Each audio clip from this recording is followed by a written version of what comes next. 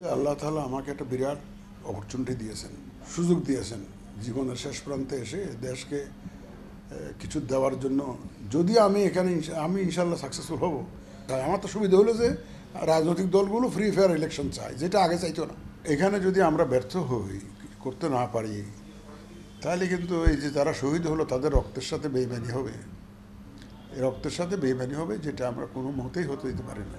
দেখেন, আপনি তো আগেই বলেছেন যে অনেক স্যাক্রিফাইস, অনেক শহীদ, অনেক আহত, নিহত, গুম খুনের বিনিময়ে আমরা একটা সুযোগ এসেছে। আমাদের প্রধান উপদেষ্টা সবসময় এই কথাটাই বলেন যে এই সুযোগ বাঙালির জীবনে আর আসবে না যদি আমরা এই সদ্ব্যবহার করতে না পারি। এই গুরু দায়িত্বটা একটা বিশেষ সময়ে আমাদের ঘাড়ে চেপেছে, এবং এখানে যদি আমরা ব্যর্থ হই, করতে না পারি, তাহলে কিন্তু এই যে যারা শহীদ হলো তাদের রক্তের সাথে বেইমানি হবে। এই রক্তের সাথে বেইমানি হবে, যেটা আমরা কোনো মতেই হতে দিতে পারি না। আমার জীবনে চাওয়া পাওয়ার কিছু নাই। এখন জীবনের শেষ বয়স, তো চাকরি টাকরি তো কম করেনি, আল্লাহ তাআলা অনেক দিয়েছেন। এখন আমার দেবার পালা। তো যে দায়িত্বটা আমার ঘাড়ে এসছে, এটা আমি ষোলো আনা ডেলিভার করার চেষ্টা করব, সবার সহযোগিতা নিয়েই চেষ্টা করব। আমার মূল লক্ষ্য হবে এটা free fair and credible election জাতির সামনে ডেলিভার করা।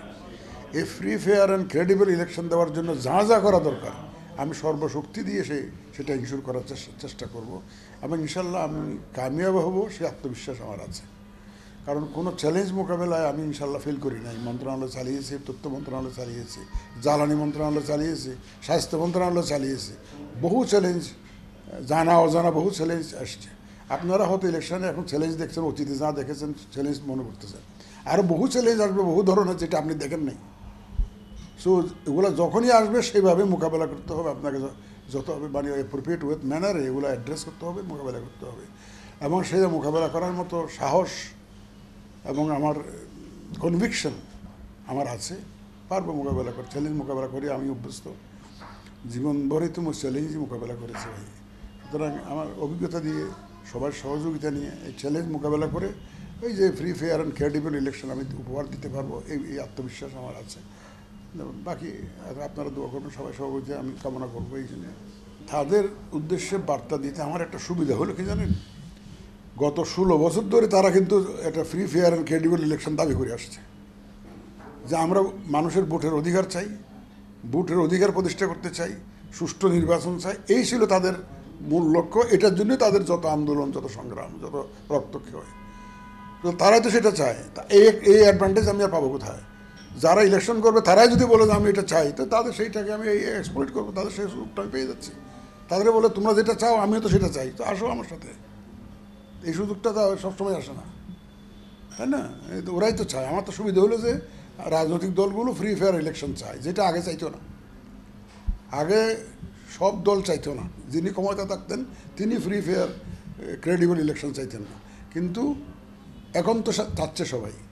বড় বড় দলগুলো বক্তব্য দেখেন না আপনারা, সুতরাং ইট ইজ এ গ্রেট, বলবো, strength that I have, plus point that I have. এবং ওইটাই আমি ইউজ করবো। তাদের যে কমিটমেন্ট, তাদের জাতির প্রতি যে ওয়াদা এতদিন ধরে তারা দিয়ে আসছেন, ওইটাকে আমি ধারণ করে, ওইটাকে নিয়েই মোবিলাইজ করে আমি কাজ করবো ইনশাআল্লাহ। এবং তাতে আমি কোনো অসুবিধা দেখি না। যাদেরকে কেউ কেউ স্বৈরাচার বলে, কেউ কেউ কী বলে ফেসিবাদ বলে, ওইটা বোঝাতে চাচ্ছেন, আপনি বুঝতে পারতেছি। তো এটা নিয়ে একটা বিতর্ক চলছে তো অলরেডি বাইরে, তো রাজনৈতিক অঙ্গনে এটা বিরোধ। কেউ কেউ বোধ মামলা মোকদ্দমা করছে মনে হয়, টেলিভিশনে যা দেখলাম। বিতর্কটা ফয়সালা একটা হবে, টুডে অর টুমরো, এই ফয়সালাটা হোক। আমি এখানে কোনো প্রিমেচিউর কোনো কমেন্টস করতে চাই না। এই ফয়সালা হলে আপনি দেখবেন যে কী একটা দাঁড়ায় দেবে, চাঁদ উঠলে আপনিও দেখবেন, আমিও দেখবো। ইলেকশন টাইমটা এখনও তো আসে নাই, ইলেকশন টাইমটা আসুক, তখন যেটা জাতি যেভাবে ফয়সালা করে সেভাবে একটা হবে, এটা একটা হবে। একটা এই ইলেকশনের সিস্টেম এগুলো সব কিছু নিয়ে একটা কমিশন কাজ করছে, যে ডক্টর বদিউল আলম মজুমদারের মতো একজন অভিজ্ঞ মানুষ নেতৃত্বে একটা রিফর্মস কমিশন হয়েছে।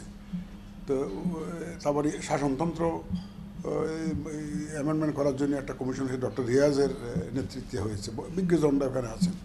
তো ওনারা এগুলো সব বিচার বিশ্লেষণ করে ওনারা আমাদের সুপারিশ দেবেন।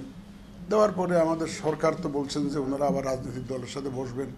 সব রাজনৈতিক দল যেগুলো গ্রহণ করবে সেগুলো গ্রহণ করবেন, যেগুলো বর্জন করতে বলে সেগুলো বর্জন করবেন। এটা প্রধান উপদেষ্টা সবসময় বলছেন। সুতরাং কি লাইনে ইলেকশন হবে, কি মডেলে ইলেকশন হবে, সেটা আমার ব্যক্তিগত মতামতের চাইতে ওই রিফর্মস কমিশনগুলোর যে মতামত সেটার দিকে আমাদের নজর দেওয়াটাই বোধহয় ভালো।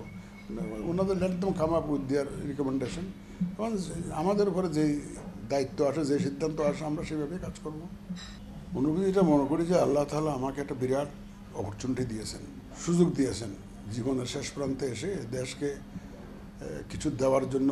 যদি আমি এখানে আমি ইনশাল্লাহ সাকসেসফুল হব, তো মানুষের যদি ভোটাধিকার আমি প্রতিষ্ঠা করে যেতে পারি, তা আপনারা একদিন বলবেন যে আমার অ্যাবসেন্সে বলবেন যে না এইরকম একজন চিফ ইলেকশন কমিশনার ছিল, এইরকম একটা ইলেকশন কমিশন ছিল, অত এই মেম্বার ছিল, তারা কিন্তু দেশের জন্য একটা এই ধরনের একটা সুন্দর ইলেকশন সিস্টেম চালু করে গিয়েছেন, ব্যবস্থা করে গিয়েছেন। এটা আপনারা সব ইতিহাসে এগুলো লেখা হবে।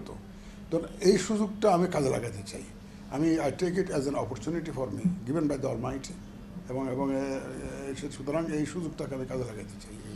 আমার রাজনৈতিক দল এবং জনগণের উদ্দেশ্যে বক্তব্য হলো, আপনাদের যে আকাঙ্ক্ষা, তাদের যে এক্সপেকটেশন, যে একটা ভোটের অধিকার, তারা ভোট দিতে চান, যাকে খুশি তাকে দিতে চান, এবং খুব ফ্রিলি, মুক্ত মনে, অবাধভাবে দিতে চান,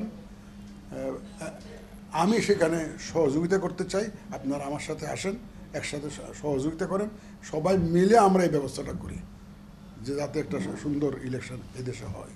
আমি সেইটা তাদের সবার সহযোগিতা চাইব আমি।